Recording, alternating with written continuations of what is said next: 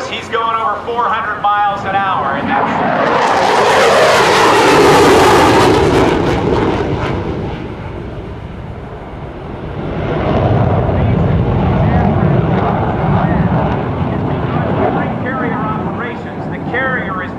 into the wind to provide the best headwind for both takeoff and landing, and women working on the carrier deck to launch and recover these airplanes successfully. Each landing is graded.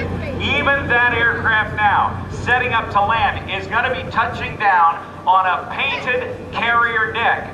Every landing graded in a landing that is generally not so much as a landing as it is a controlled crash, touching down at a very, very high descent rate with the tail hook on the aircraft, attempting to catch one of 4 wires around the carrier deck. Ladies and gentlemen, the VFA 87 Golden Warriors.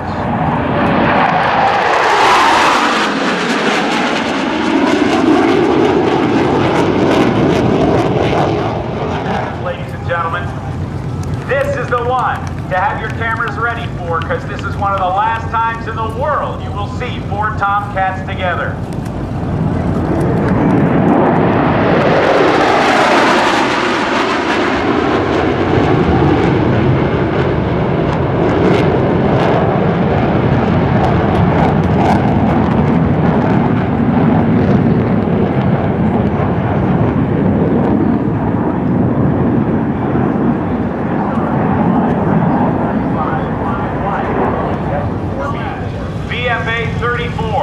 The Blue Blasters.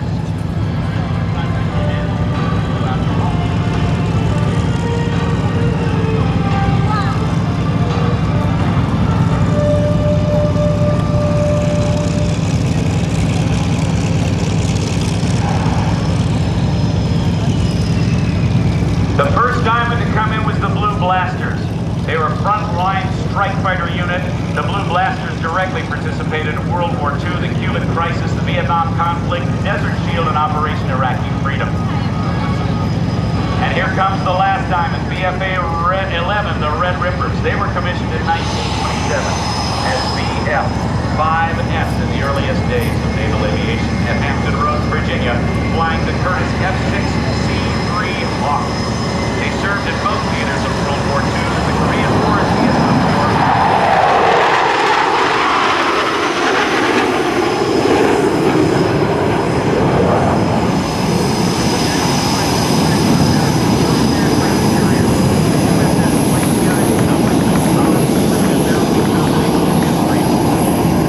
The Red Rippers have written the history of naval aviation. On March 1st, 2005, VF-11 was redesignated VFA-11 to reflect its transition training to the FA-18F Super Hornet. From VFA 106,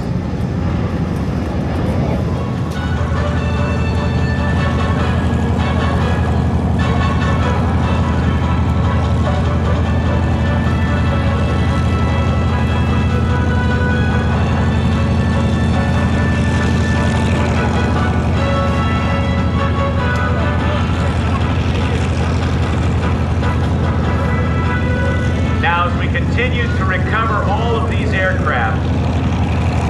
The pyrotechnics you're seeing today is being supplied by the premier airshow pyrotechnic team in all of North America.